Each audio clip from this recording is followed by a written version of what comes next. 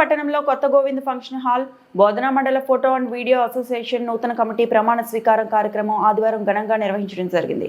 ఈ కార్యక్రమానికి ముఖ్య అతిథులుగా ఫోటో అండ్ వీడియో రాష్ట్ర అధ్యక్షులు Hussain edit point Ramesh, ACC Srinivas, పట్టణ CI Venkatanarayana, rural CI Vijayababu, SI Machender Reddy తదితరులు హాజరయ్యారు. ఈ సందర్భంగా ముఖ్య అతిథులు మాట్లాడుతూ ప్రస్తుత కాలంలో వేగంగా మారుతున్న సాంకేతిక డిజిటల్ ట్రెండ్ను దృష్టిలో పెట్టుకుని ఫోటోగ్రాఫర్లు తమ వృత్తి నైపుణ్యాలను నిరంతరం అభివృద్ధి చేసుకోవాలని, డ్రోన్ కెమెరాలను వాడేటప్పుడు పోలీసులు ముందస్తు అనుమతులను పొందాలని, అలాగే పలు విధాలుగా పోలీస్ వారి నిబంధనలను పాటించాలని తెలిపారు.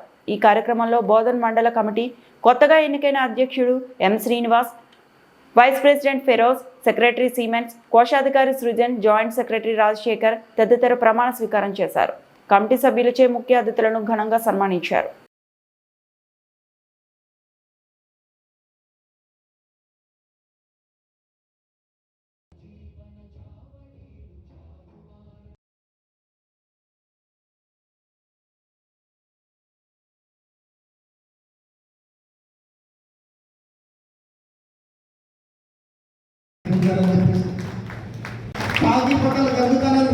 ఈరోజు మనకి అతిథిగా రావడం మనందరం కూడా చాలా గర్వకారణం.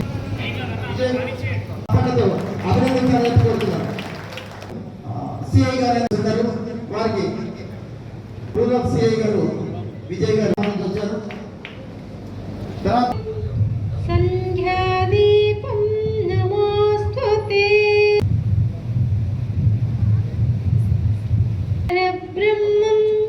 దీపం సర్వతమిపం నమోస్తుతే సర్వతమోపహం.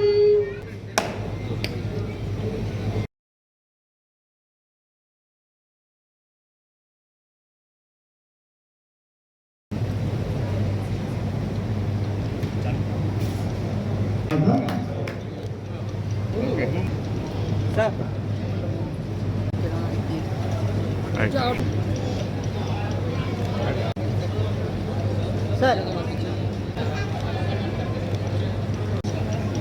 नर्सिंग थोड़ा सेक्रेटरी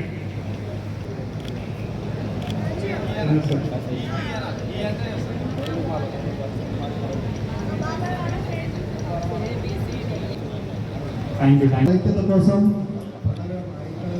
అభివృద్ధి కోసం కృషి చేస్తూ సభ్యుల హక్కులు, వృత్తి గౌరవం కాపాడుతూ ఫోటోగ్రఫీ వృత్తిని సమాజానికి ఉపయోగకరంగా తీర్చిదిద్దేందుకు శ్రమిస్తూ ఎల్లప్పుడూ నిజాయితీ, న్యాయం, పారదర్శకతతో కులాలకు అతీతంగా, మతాలకు అతీతంగా, వర్గాలకు అతీతంగా నా అంతరాత్మ సాక్షిగా ప్రమాణం చేస్తున్నాను. నిలబడ్డారు చక్కగా. అయితే ఒకటి రావాలండి. తర్వాత సుజన్ గారు, స్వప్న గారు వచ్చేసి బ్యాటరీ స్వీకరించవలసి, నర్సింగ్ గారు వచ్చి బ్యాటరీ శివకృష్ణ గారు వచ్చేసి బ్యాటరీ స్వీకరించవలసి చేయాల్సిపోతారండి అందరూ కూడా. రైట్ సార్, వచ్చి బ్యాటరీ స్వీకరించవలసిగా కోరుతున్నాము. ఆగిన ఫోటోలు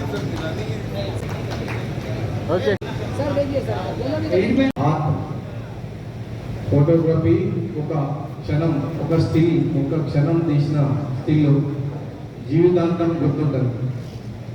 మనం ఒక్కోసారి మన ఫోటోగ్రాఫర్లు ఎండ వాన అనకుండా కొన్ని మనం అవార్డ్స్ వచ్చిన ఫోటోలు అప్పుడప్పుడు నేను చూస్తున్నాం, పేపర్లో చదువుతుంటాను. వాళ్ళు గంటల తరబడి ఒక పక్షి పట్టుకోవటము, ఒక అడవి ఫారెస్ట్లో పోయి ఒక పక్షిని, కొత్త కొత్త జంతువులని, అది ఏ విధంగా ఉంటాయి, దాని యొక్క మూమెంట్ ఏంది అనేది కూడా గంటల తరబడి వాళ్ళు వేచి వాళ్ళు గొప్ప గొప్ప గొప్ప విషయాలని మనకు ప్రపంచానికి అందిస్తారు. అసలు మీరు చేసే సేవ ప్రపంచానికి తెలియని విషయాలు ఎన్నో మీరు ప్రపంచానికి తెలియజేస్తారు. ఒక ఫోటోగ్రాఫర్ తీసే ఒక స్టిల్లో ఎన్నో భావాలు ఉంటాయి. అది సాడ్ కావచ్చు, సంతోషం కావచ్చు, లేదంటే ఇంకేదైనా కావచ్చు, ఆ చూసే ఫోటోని బట్టి మనకు ఆ ఫోటోలో భావాలు మనకు తెలుస్తాయి. మనము ఈ ఫోటోగ్రఫీ యొక్క గొప్ప ఆర్ట్, ఇది కళ. ఈ కళని మనము ఎంత పెంచుకుంటే అంత పెరుగుతుంది. మీరందరూ చూసి ఉండొచ్చు, స్వాతిముత్యం సినిమా చూసి ఉండొచ్చు. అందులో కమలాసన్ మంచి భరతనాట్యం వేస్తాడు, అంత కష్టపడి చాలా బాగా అందంగా వేస్తాడు. అందులో ఒక ఫోటోగ్రాఫర్ ఏం చేస్తాడంటే మొత్తం కాళ్ళు చేతులు మొత్తం ఎక్కడికక్కడికే చేస్తారు. ఏం రాయిందంటే ఇక ఫోటోలు అంటారు, అవి అట్లా కూడా ఉంటుంది. అదేవిధంగా మనం తీసిన ఒక ఫోటో సందేశాత్మకంగా ఉంటుంది. ఎంతో మనకున్న స్కిల్స్ డెవలప్ చేసుకుంటే ఒకే వ్యక్తి ఒక ఫోటోను రకరకాలుగా తీయచ్చు. ఒకరు భావాలని వ్యక్తపరిస్తే ఒకరి భావం అంటే వాళ్ళందరూ జీవం లేకుండా కూడా చేయవచ్చు. అంటే మనం ప్రతి పని ఏ పని అయినా కానీ దానికి ఎండ్ అనేది ఉండదు. ప్రతిరోజు కూడా దానికి మనం సాధన చేయాల్సిందే, దాంట్లో పరిపక్వత సాధించాల్సిందే. అప్పుడే మనం అందుకున్న రంగంలో మనం సాధించాలి, ఏదైనా సాధిస్తాము. మనము ఈరోజు ఈ ప్రపంచంలో వచ్చే కొత్త పోకడలని కూడా మనం ఈరోజు చూస్తాం, ఆర్టిఫిషియల్ ఇంటెలిజెన్స్. ఆ ఆర్టిఫిషియల్ ఇంటెలిజెన్స్ రవివర్మ గారి ఫోటోలు చూస్తే ఆ ఫోటోలు సజీవంగా అయిపోయినాయి. ఈరోజు ఆయన వేసిన పిక్చర్లు వేస్తే అవి సజీవం అయిపోయినాయి రవివర్మ గారి. సో దీన్ని మనం నేర్చుకున్న టెక్నాలజీ వస్తున్న మార్పులకు కూడా అనుగుణంగా మనం కూడా మారాలి, మనం కూడా నేర్చుకోవాలి. అప్పుడే మనం ఎగ్జిస్ట్ అవుతాం.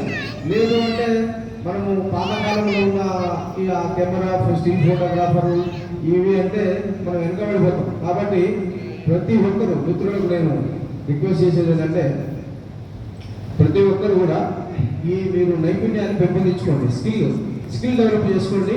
ఎందుకంటే మారుతున్న టెక్నాలజీ కూడా మనం అందిపుచ్చుకోవాలి, నేర్చుకోవాలి, కొత్త విషయాలు నేర్చుకోవాలి.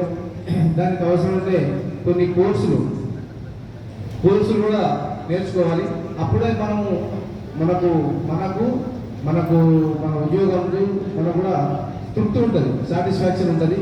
అదేవిధంగా ఇంతకుముందు మన మిత్రులు చెప్పినట్టు మనకున్న ఈ ఫోటోగ్రఫీ దీంతో కూడా కొన్ని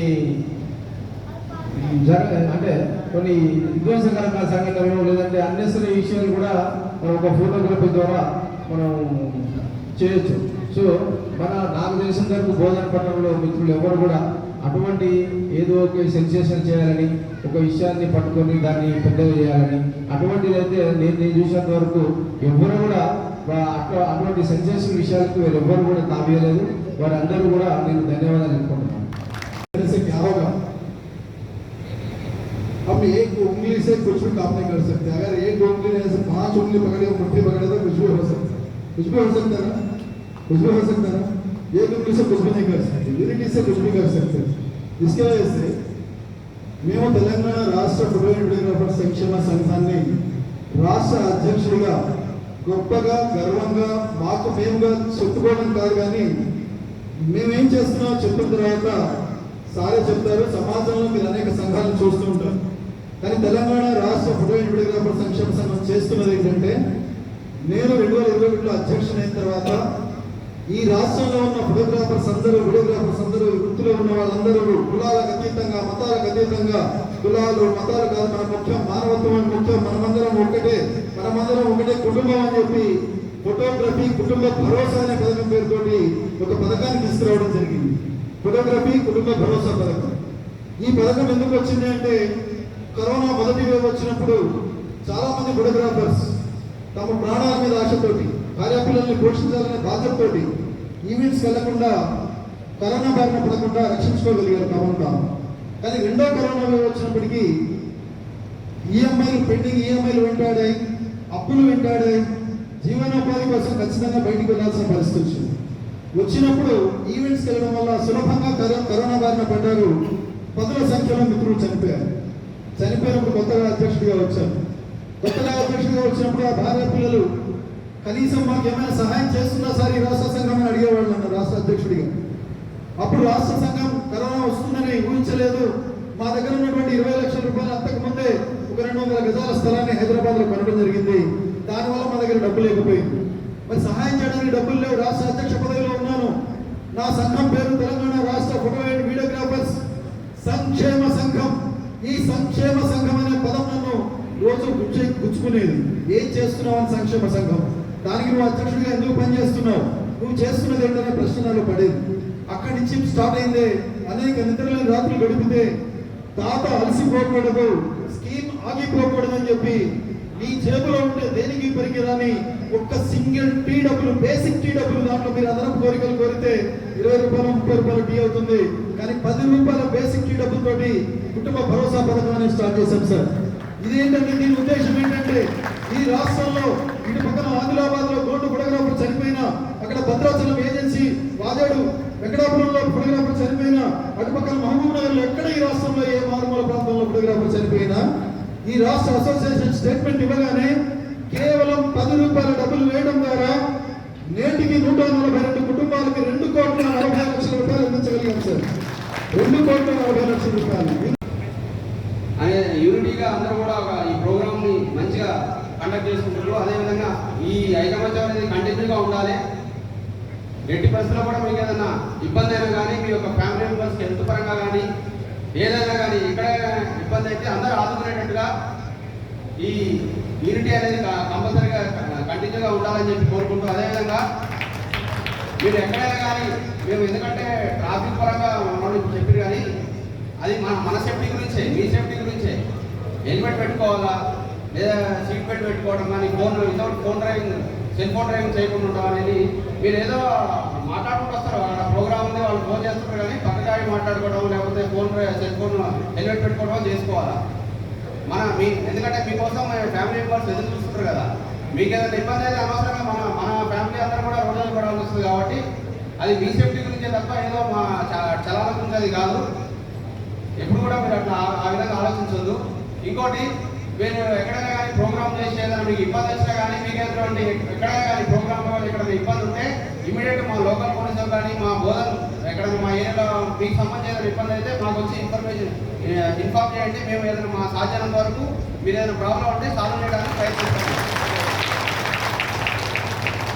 ఇంకోటి, డ్రోన్ కొంతమంది యూజ్ చేస్తారు కాబట్టి కంపల్సరీగా పర్మిషన్ తీసుకోవాలి. ఏదైనా ఇన్సైడ్ మ్యారేజ్ అయితే మేము ఎక్కడ కూడా అడగం. కానీ ఏదైనా బయట రోడ్ల మీద ప్రోగ్రామ్ చేసినట్టు ఏదైనా మీటింగ్లలో ప్రోగ్రామ్ చేస్తే కంపల్సరీగా మీరు మా సిపి గారితో పర్మిషన్ పెట్టుకుంటే ఇమీడియట్ మాకు రిమాండ్ అడుగుతారు. దానికి సంబంధించి ఇవ్వాలా ఇవ్వద్దని చెప్పి కంపల్సరీగా దానికి పర్మిషన్ ఇవ్వగలుగుతారు. కాబట్టి మీరు అనవసరంగా డ్రోన్ యూజ్ చేసి కేసులు రిజిస్టర్ చేసుకోవడం వల్ల ఎటువంటి పరిస్థితుల్లో కూడా ఇట్లాంటి పనులు చేయదు. ఓకే. ఇంకోటి, ఇక్కడ మేడం గారు ఉన్నారు, సీనియర్ ఫోటోగ్రాఫర్ మేడం గారిని మనం మీరందరూ కూడా వేరే మీద పిలుచుకోవాలా. మేడం గారి అందరినీ చాలా స్టూడియోలో పోయి చూసినాం. మేడం గారి ఫోటోస్ చేసిన ఎన్ని ప్రోగ్రామ్స్ కూడా. ఓకే. ఐడి కార్డు లేకుండా కెమెరాస్ కనుక తీసుకెళ్తున్నారు అర్ధరాత్రి కూడా అనుకున్నప్పుడు కాస్త వాటి మీద మీ ఐడి కార్డు ఏంటి అని కనుక ఒకసారి చేయగలిగితే మా అసోసియేషన్ పెద్దలందరికీ కూడా బాగుంటుంది. మా కెమెరాస్ దొరకడం జరిగినా ఏది జరిగినా మాకు సెక్యూర్గా ఉంటుంది. కాబట్టి ఐడి కార్డు లేని ఫోటోగ్రాఫర్స్ ఎవరైనా కెమెరాస్ తీసుకెళ్తున్నప్పుడు కాస్త జాగ్రత్తగా వాళ్ళని అబ్జర్వ్ చేయాల్సిందిగా మీరు ఒక్కసారి వాటి మీద పెట్టాల్సిన ప్రత్యేకంగా కోరుకుంటున్నాను. అలాగే అన్నగారు చెప్పినట్టు హెల్మెట్ రూల్స్ అనేది మనం ముందుగా పాటిస్తూ దాని తర్వాత మనకేమైనా సమస్యలు ఉంటే ఆ సమస్యలు మనం తీర్చుకుందాం. అలాగే ఇక్కడ ఒక ఫోటో భవన్కి సంబంధించి కానీ, లేదా ఒక సెమినార్ హాల్కి సంబంధించి కానీ మనందరం కలిసి గవర్నమెంట్కి వినతి ఇచ్చి మనందరం కూడా దాని ముందుకు సాగుదాం. మరి మన క్లాస్ ఆల్రెడీ ఉంది కాబట్టి నేను తక్కువ మాట్లాడుతున్నాను, మన క్లాస్లో మాట్లాడుతున్నాం. ఓకేనా? Thank you very much. Thank you all. మరిన్ని అప్డేట్స్ కోసం మా ఛానల్ని సబ్స్క్రైబ్ చేయండి.